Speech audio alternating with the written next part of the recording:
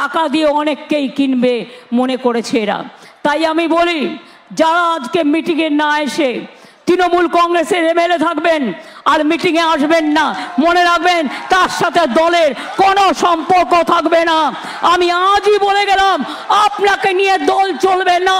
Block যারা আছেন, সংগঠন যারা আছেন, তারা দেখে নেবেন, যতক্ষণ সে ক্ষমা না চাইবে, পায়ে না ধরবে, ততক্ষণ উষা রানী মণ্ডলকে আমরা মানি না, আমরা মানি না, আমরা মানি না। উষা রানী মণ্ডলকে আমরা মানি না, আমরা মানি না, আমরা মানি না। উষা রানী মণ্ডলকে আমরা মানি না, আমরা মানি না, আমরা মানি না।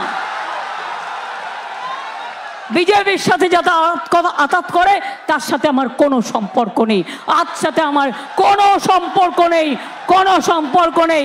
তৃণমূল নেতা তৈরি করে, একজন চলে যায়, কোটি লোক জন্মায়, মা বোনেরা জন্ম দেয় হাজার হাজার লক্ষ লক্ষ লোকেদের।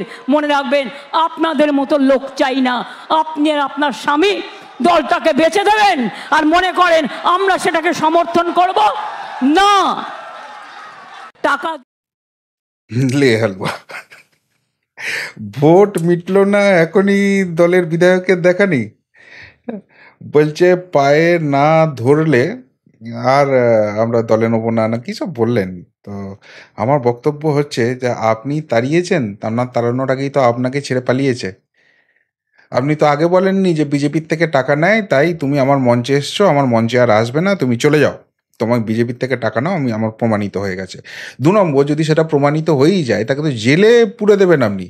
আপনি তো এই রাজ্যের পুলিশ মন্ত্রী, এই রাজ্যের মুখ্যমন্ত্রী, সংবিধানকে সাক্ষী রেখে রাজধর্ম পালনের অঙ্গীকার নিয়ে শপথ নিয়েছিলেন।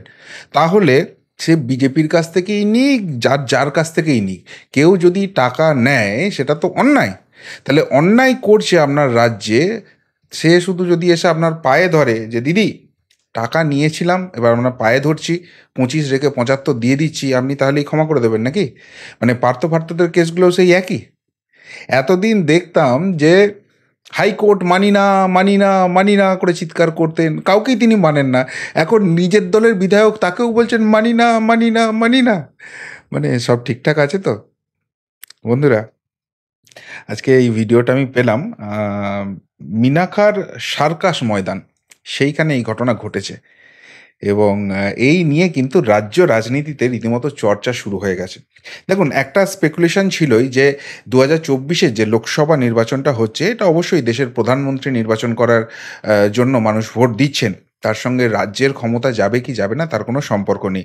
কিন্তু একটা স্পেকুলেশন রাজনৈতিক মহলে আছে যে 2024-এর লোকসভা নির্বাচনে বিজেপি যদি বাংলা থেকে 2019-এর থেকে একটা সিটও বেশি পায়, অর্থাৎ 2019-এ তো 18টা সিট পেয়েছিল, যদি 19টা সিটও পায় না, পরের দিন থেকেই নবান্নে থরথরানি লেগে যাবে, দিদিমণিকে গদি ছাড়তে হতে পারে, দলটা ভেঙে টুকরো টুকরো হয়ে যাবে।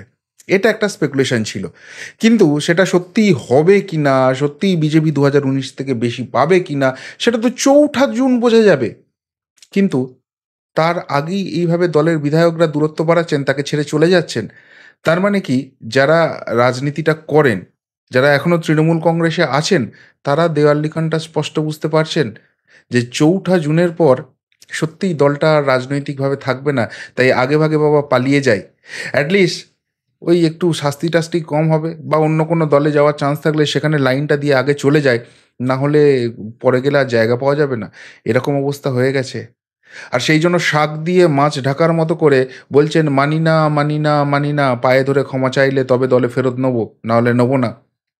আরে তিনি তো আসেইনি, ভাবুন একবার আপনার অবস্থা কোথায় দাঁড়িয়েছে। প্রধানমন্ত্রী হবেন আপনি স্বপ্ন দেখছেন, 42টা আসন জিতবেন, 45টা আসন জিতে দেশের প্রধানমন্ত্রী হবেন, গোটা বাংলায় বিরোধীরা কেউ কোথাও কিছু করতে পারবে না, সব তৃণমূল হয়ে গেছে। আর আপনার দলের এমএলএ আপনার টিকিটেই, আপনার দেওয়া টিকিটেই পরপর 3বার জিতেছে, সে আপনাকে পরিত্যাগ করছে, তাকে আপনি আপনার নির্বাচনী প্রচারের মঞ্চে নিয়ে আসতে পারছেন না। আপনার অবস্থাটা কি, জনপ্রিয়তাটা কোথায় ঠেকেছে? দলের মধ্যে যদি এই অবস্থা হয়, তাহলে সাধারণ মানুষের মধ্যে কি অবস্থা চলছে বন্ধুরা, কি বলবেন? নমস্কার, প্রিয়বন্ধু মিডিয়ায় আপনাদের স্বাগত এবং আপনারা দেখছেন প্রিয়বন্ধু বাংলা, সত্যের সন্ধানে সর্বদা আমি শুদ্ধশীল। বন্ধুরা, আজকে আমি জেনারেলি এই ধরনের ভিডিও ক্লিপ দেখাই না, আজকে এই ক্লিপটা আমি দেখালাম। তার কারণ হচ্ছে যে এখানে যে খবরগুলো পেলাম সেগুলো হচ্ছে মারাত্মক খবর। কীরকম খবর পেলাম? এই বসিরহাট কেন্দ্র, বসিরহাট লোকসভা কেন্দ্র যেটা এই সন্দেশখালি রয়েছে বলে যেটা জানা যাচ্ছে, তো সেই সন্দেশখালির অংশ। তো সেই জায়গা থেকে, আচ্ছা এনার ছবিটা দেখালাম, এবার আরেকজনের ছবিটা দেখায় যাকে নিয়ে এত কথা, সেইটা দেখায়। ইনি হচ্ছেন উষা রানী মণ্ডল। এই 2011 সালে মিনাখা বিধানসভাটা ওই ডিলিমিটেশনের জন্য নতুন করে তৈরি হয়। সেই 2011, 2016 এবং 2021 তৃণমূল কংগ্রেস একে টিকিট দিয়েছে, 3বারই তিনি জিতে বিধায়ক হয়েছেন। এই উষারানী মণ্ডল এবং তার হাজব্যান্ডের নাম জানছি মৃত্যুঞ্জয় মণ্ডল। তাদের দুজন নাকি বিজেপির থেকে টাকা নিয়েছেন, সেই জন্য তাদেরকে মানেন না করে বলছেন। যাই হোক, এই সন্দেশখালী কাণ্ড নিয়ে যে কী কাণ্ড ঘটেছে সারা রাজ্য জুড়ে, তার কতখানি ইম্প্যাক্ট পড়েছে সেটা নতুন করে ব্যাখ্যা করার কোনো জায়গা নেই। এবং এতখানি ভীত সন্ত্রস্ত গোটা তৃণমূল দলটা হয়ে গেছে, সন্দেশখালীকে ফেস করতে পারছে না, সেই জন্য বিভিন্ন রকম ন্যারেটিভ তৈরি করার চেষ্টা করছে। আদালতে গিয়ে কিছু প্রমাণ করতে পারছে না, নিজের পুলিশের হাতেই, মানে যে পুলিশ মমতা বন্দ্যোপাধ্যায়ের হাতে আছে সেই পুলিশ দিয়েই শেখ শাহজাহানকে গ্রেপ্তার করাতে হচ্ছে। আর সেইখানে ন্যারেটিভ চেঞ্জ করার জন্য ওই প্যাক কোম্পানির বানানো ভিডিও সেই সব দিয়ে বাজার গরম করার চেষ্টা করা হচ্ছে, স্ট্রিং অপারেশন এইসব দেখানোর চেষ্টা করা হচ্ছে। কিন্তু আলটিমেটলি তাতে কোনো রকম কিছু হচ্ছে না। এই বসিরহাট আসনটা তৃণমূল কংগ্রেসে 2024-এর জন্য ওয়ান অফ দ্য সেফেস্ট আসন ভাবা হচ্ছিল, কিন্তু সেখানকার নারী শক্তির প্রতীক রেখা পাত্রকে প্রার্থী করে শুভেন্দু অধিকারী তথা বিজেপি কিন্তু মাস্টার স্ট্রোক দিয়েছেন।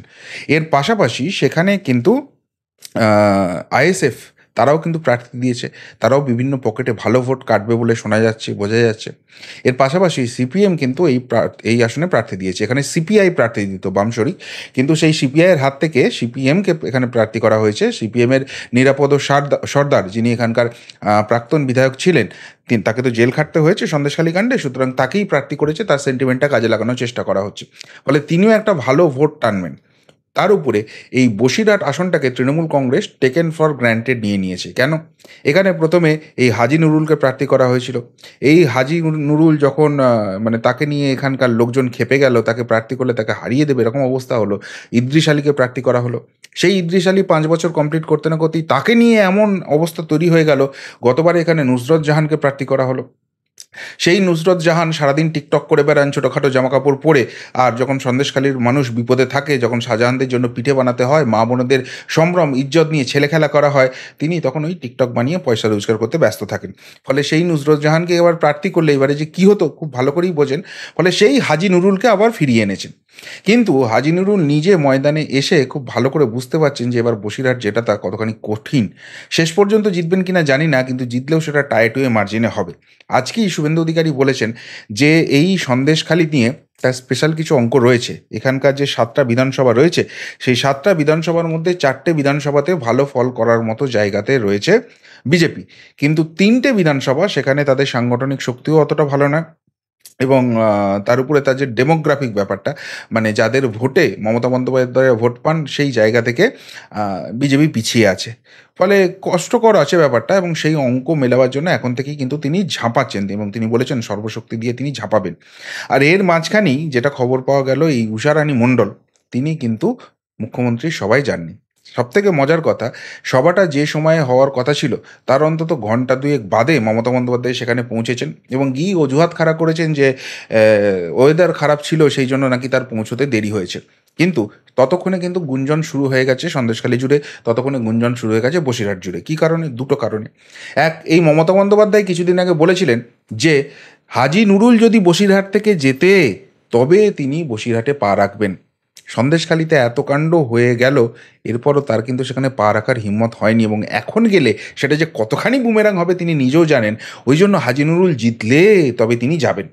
আর সেই অবস্থায় এখানে সেই সভাতে আসতেও তার এত দেরি হচ্ছে, তখন কিন্তু গুঞ্জন রীতিমতো চরমে উঠেছে যে তাহলে কি মমতা বন্দ্যোপাধ্যায় সত্যিই সন্দেশখালী বা বসিরহাটে পা রাখতে ভয় পাচ্ছেন? এখানকার মানুষজন কীভাবে রিয়্যাক্ট করবেন সেইটা ভেবেই তার আত্মারাম খাঁচাছাড়া হয়ে যাচ্ছে। আর তার মাঝখানেই দাবানলের মতো খবরটা ছড়িয়ে পড়ে এই উষারানী মণ্ডল এবং তার হাজব্যান্ড মৃত্যুঞ্জয় মণ্ডল, তারা কিন্তু তৃণমূলের সবাই নেই। আর সেই জায়গা থেকেই কিন্তু এবার শুরু হতে থাকে কথা, যে তার মানে বসিরহাট যেখানে এত সংখ্যালঘু ভোট রয়েছে, সেখানে কি এবার উলটপুরাণ হবে? কেননা হিন্দু ভোট সেটা কিন্তু কনসলিডেট হয়ে গেছে, 100% এবার কিন্তু বিজেপির বাক্সে যাবে, কেউ আটকাতে পারবে না। এবং সেখানে যারা গুন্ডা মস্তান ছিল তাদের অনেকেই আপাতত জেলে ভাত খাচ্ছে। যারা তৃণমূলের হয়ে এখানে ভোটটা ম্যানেজ করতো, সেই শেখ শাহজাহানের সাগরেদ পাগরেদ সবাই আপাতত জেলের ভাত খাচ্ছে। কিছু কিছু এখনও বিভিন্ন পকেটে আছে, কিন্তু যে পরিমাণ কেন্দ্রীয় বাহিনী আসবে, লুট করার চান্সটা খুব কম। এবং কিউআরটিও এখানে পাঠানোর ব্যবস্থা বেশি বেশি করে হচ্ছে। সুতরাং সেই জায়গা থেকে হিন্দু ভোটটা 100% বিজেপির দিকে কনসলিডেট করবে অ্যাক্রস 7টা বিধানসভাতেই।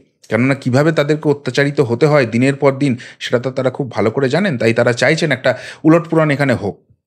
অন্যদিকে যেটা মাইনরিটি ভোট আছে, মানে মাইনরিটি ভোটই তো এখানে মেজরিটি, সেই অঙ্কেই ভাবছিল তৃণমূল জিতে যাবে। সেই জায়গাটা কিন্তু এবার 3 ভাগে ভাগ হবে। অবশ্যই একটা মেজর স্ট্রেক তৃণমূল কংগ্রেস পাবে, কিন্তু তারও একটা একটা বড় অংশ একটা সিপিএমের দিকে যাবে, একটা কিন্তু আইএসএফের দিকে যাবে। এবং এই ইকুয়েশনেই যদি ভোট কাটাকাটি হয়, তাহলে কিন্তু হাড্ডাহাড্ডি লড়াই হবে। কে জিতবেন এখনই বলা শক্ত আছে, কিন্তু চান্স আছে, তৃণমূল বিজেপি দুজনেরই চান্স আছে। আর এই অবস্থায় যদি বিধায়করা এইভাবে সরে যান, শুধু বিধায়ক সরে যাওয়া মানে নিজে সরে যাওয়া তো নয়, তাদের একটা কিন্তু পুরো অর্গানাইজেশন থাকে, ব্লক সভাপতি থেকে আরম্ভ করে সকলেই থাকে। এবং সেটাই বলছিলেন যে তোমরা কিন্তু দেখে নিও, বুঝে নিও। আর এই রোগটা হচ্ছে ছোঁয়াচের মতো। এরা এখন থেকে বুঝতে পেরে গেছেন যে বসিরহাট হারতে হচ্ছে। আর বসিরহাট যদি হারতে হয়, যে অন্যায়টা, যে ক্ষোভটা হয়েছে, কালীঘাটে বসে কেউ বড় বড় বাতেলা ঝাড়তে পারে, কিন্তু গ্রাউন্ড লেভেলের সামনে যাকে পাবে তাকে কিন্তু জনতা হিসেব বুঝে নেবে। এই জায়গাটা বুঝে গিয়ে কি এখন থেকে গুটিয়ে যেতে শুরু করেছেন। আর একজন যদি এরকম করে গুটিয়ে যেতে শুরু করেন, বাকিদের অবস্থা কি হবে? বাদুড়িয়া এখানে যে অবস্থাটা রয়েছে, বাদুড়িয়াতে তো ভালো লিড পাওয়ার কথা ছিল তৃণমূলের, কিন্তু এখন যে অবস্থা হয়েছে, আইএসএফ সেখানে যে জায়গায় গেছে, লিড ছেড়ে দিন, আইএসএফ সেখানে লিড করে না বেরিয়ে যায়। এর পাশাপাশি আর একটা জায়গা, সেটা হচ্ছে হারোয়া, যেটা হাজি নুরুলের নিজের গড়, প্রায় 90,000-এর লিড ছিল 2021-এ। সেই হারোয়াতে এবার কী হবে? সেখানে নিরাপদ সর্দার যা ফাইট দেবে, সেই জায়গা থেকে কিন্তু লিড অনেকটা কমবে বলে মনে করা হচ্ছে। আর একটা কেন্দ্র বসিরহাট উত্তর, সেখানেও প্রায় 90,000-এর লিড ছিল, কিন্তু এবারে সেখানে কি হবে? এবারে কিন্তু ভোট লোটার জায়গা নেই। আর এর পাশাপাশি বসিরহাট দক্ষিণ যে কেন্দ্রটা রয়েছে, সেখানে কংগ্রেসের কিন্তু একটা ভালো ভোট এখনও রয়েছে, প্রায় 1025 ভোট রয়েছে। যা খবর পাওয়া যাচ্ছে তার বেশিরভাগটাই কিন্তু আবার বিজেপির বাক্সে যাচ্ছে। ফলে সব মিলিয়ে কিন্তু যারা বসিরহাটের নিত্যদিনের রাজনীতিটা করেন, এই উষারানী মণ্ডলের মতো নেত্রীরা, তারা কিন্তু বুঝে গেছেন, মৃত্যুঞ্জয় মণ্ডলের মতো নেতারা, তারা কিন্তু বুঝে গেছেন যে বসিরহাট কিন্তু হারতে হচ্ছে। আর সেই জন্য আগে ভাগে সরে যাওয়া ভালো, না হলে বাকি হিসেবটা পাবলিক বুঝে নেবে। এখনও সামনে থেকে দলকে চাগানোর চেষ্টা করছেন, শেষ অবধি লড়াইটা করার চেষ্টা করছেন, কিন্তু করেও আলটিমেটলি কোনো লাভ হবে না, এটা কি খোদ তৃণমূল নেত্রীও বুঝে গেছেন। আর সেই কারণে এই উষারানী মণ্ডলের কেসটাকে ঘুরিয়ে দেওয়ার জন্য স্টেজে দাঁড়িয়ে আজকে বলতে হলো মানি না, মানি না, মানি না। আরে উষারানী মণ্ডল হঠাৎ করে আজকে সকালে শুভেন্দু অধিকারীর কাছ থেকে গিয়ে তো টাকা নিয়ে আসেননি। যদি নিয়েও আসেন, আপনার পুলিশ কিছু করছে না কেন? আর যদি আগে থেকেই সেটা জানতে পারেন, তাহলে আগে থেকে স্টেপ নেননি কেন? যে দেখো আমার দলের এই এই বিধায়ক রয়েছে, এই নেতা রয়েছে, এরা বিজেপির সঙ্গে যোগাযোগে আছে, তাদের থেকে টাকা নেয়, আমি তাদেরকে সাসপেন্ড করলাম, তৃণমূল কংগ্রেসের সঙ্গে তাদের কোনো সম্পর্ক নেই। স্টেজে দাঁড়িয়ে বললেন না যে তৃণমূল কংগ্রেস নেতা তৈরি করে, মায়েরা দিদিরা সব এখানে, বোনেরা সব নেতা তৈরি করে দেয়, নেতার জন্ম দেয়, তো খুব ভালো কথার দিক। কিন্তু যখনই ভাড়ারে টান পড়ে, ওই মুকুটমণি অধিকারী থেকে শুরু করে উদয়ন গুহ, রেজ্জাক মোল্লা থেকে শুরু করে কাকে কাকে আপনারা নেননি আপনাদের দলে? অন্য দলের আস্তাকুট থেকে তুলে না আনলে তো আপনাদের নেতা হয় না, নেত্রী হয় না। আর সেই জায়গা থেকে বড় বড় কথা বলছেন আজকে। কিন্তু সব মিলিয়ে আজকে মিনাখাতে দাঁড়িয়ে যে জিনিসটা হলো, মেরেকেটে 11 মিনিটের একটা ভাষণ, এবং সেখানে গিয়ে বেশিরভাগ সময়টাই গেল উষারানী মণ্ডল নিয়ে। তাহলে কি বসিরহাটে কি হতে চলেছে সেটা এখন থেকেই স্পষ্ট হয়ে গেছে। তার থেকেও বড় কথা, গোটা পশ্চিমবঙ্গ জুড়ে এবারের নির্বাচনে 4 জুন যখন ফলাফলটা বেরোবে, কি ফলাফল হবে এটা কি এখন থেকে উষারানী মণ্ডলের মতো নেতা নেত্রীরা বুঝতে শুরু করে দিয়েছেন? আর সেই জন্যই বাবা, পরে গিয়ে কেস খেয়ে লাভ নেই, এখন আগেভাগেই কেটে পড়ি, এই মানসিকতা শুরু হয়ে গেছে। যেটা সকলে স্পেকুলেট করছিলেন 4 জুন রেজাল্ট বেরোলে দুপুরের পর থেকে ভাঙনটা শুরু হবে, সেই ভাঙনটা কি এই উষারানী মণ্ডলের হাত ধরেই শুরু হয়ে গেল? প্রশ্নটা কিন্তু ঘুরছে রাজ্য রাজনীতিতে। আপনাদের কি মনে হয়? উত্তরটা অবশ্যই কমেন্ট বক্সে কমেন্ট করে জানাবেন। এখনকার মতো এখানেই শেষ করলাম, ফেরত আসছি নতুন প্রতিবেদন নিয়ে খুব তাড়াতাড়ি। ভালো থাকবেন, সাথে থাকবেন, পাশে থাকবেন। নমস্কার।